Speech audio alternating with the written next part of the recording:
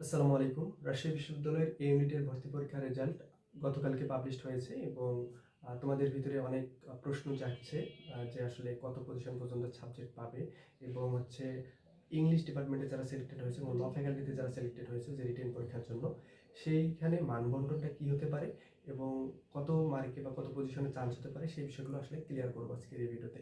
তো দেখে নেওয়া যাক।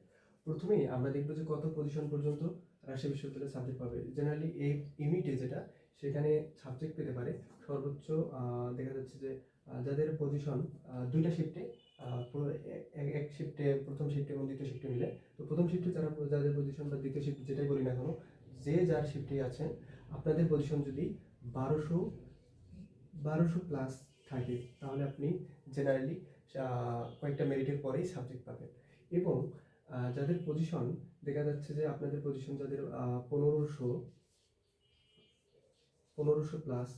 প্লাস যদি পজিশন থাকে তাহলে আপনারা গণবিজ্ঞপ্তিতে সাবজেক্ট পেতে পারেন।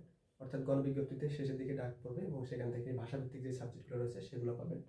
তো এখন আমরা দেখব যে ইংলিশ ডিপার্টমেন্ট এবং ল ফ্যাকাল্টি রিটেন পরীক্ষায় আসলে যে মানবন্টনটা সেটা দেখব।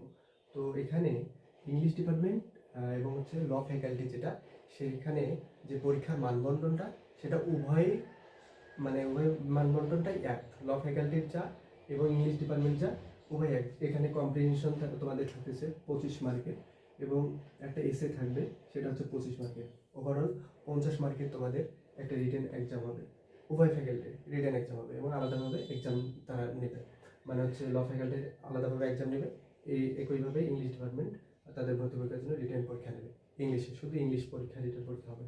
তো এখানে মেধা তালিকা যেটা তৈরি করা হবে সেটা হচ্ছে যে ইংলিশ বিভাগের জন্য অনলি রিটেন মার্কসটা তোমাদের যেটা, অর্থাৎ রিটেন যে পরীক্ষাটা দিবা সেখানে সর্বোচ্চ মার্কের ভিত্তিতে মেরিট পজিশন প্রকাশ করা হবে এবং অপেক্ষমান তালিকাটা যেটা সেটাও প্রকাশ করা হবে।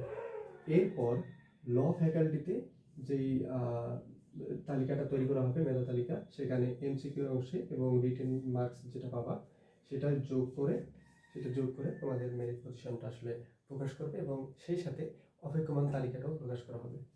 তো এখন আমরা রাজশাহী বিশ্ববিদ্যালয়ের যেই এখানে তোমরা কত মার্কস পেলে আসলে পজিশন করবে সেটা নির্ভর করবে আসলে সর্বোচ্চ মার্কের ভিত্তিতে। তো এখন সিট সংখ্যা দেখা যায় যে আসলে ইংলিশ ডিপার্টমেন্টের সিট সংখ্যা রাজশাহী বিশ্ববিদ্যালয়ে এই বছর 90টি সিট রাখা হয়েছে। লতে ল ফ্যাকাল্টির দুইটা অংশ, মানে ল ফ্যাকাল্টিতে লয়ের দুইটি সাবজেক্ট আছে। একটা হচ্ছে ল, সাধারণ ল যেটা আইন বিভাগ, এবং একটা হচ্ছে ল অ্যান্ড ল্যান্ড অ্যাডমিনিস্ট্রেশন, আইন ও ভূমি প্রশাসন ডিপার্টমেন্ট যেটা।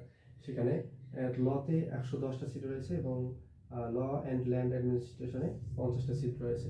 তো মোটের উপর লতে 160টা সিট রয়েছে এবং ইংলিশে 90টা সিট রয়েছে।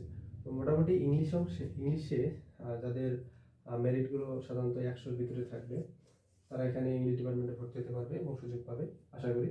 এবং লতে যাদের পজিশনগুলো রিটেন মার্কসে বা রিটেন এক্সাম দিয়ে যখন মেরিট পজিশন প্রকাশিত হবে তখন সেখানে 170 প্লাস পজিশনে থাকলে মোটামুটি আশা রাখা যায় যে ল ফ্যাকাল্টিতে তোমরা ভর্তি হতে পারবা।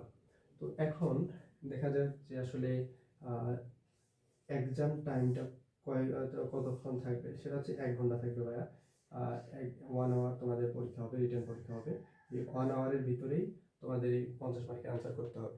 50 মার্কের এক্সাম যদি তোমরা ভালোভাবে লিখতে পারো তাহলেই তোমরা মেরিট পজিশনে তোমরা জায়গা করে নিতে পারবা। এরপর যে বিষয়টা দেখা যাবে সেটা হচ্ছে যে নেগেটিভ মার্কিং। রিটেনে আসলে ভাইয়া কোনো ধরনের নেগেটিভ মার্কিং নেই। নেগেটিভ মার্কিং না থাকার কারণে তোমরা মানে যে প্রশ্ন দিবে বা যে এসে দিবে, কম্প্রিহেনশন দিবে, সমস্ত কিছুর অ্যান্সার তোমরা করে আসবা।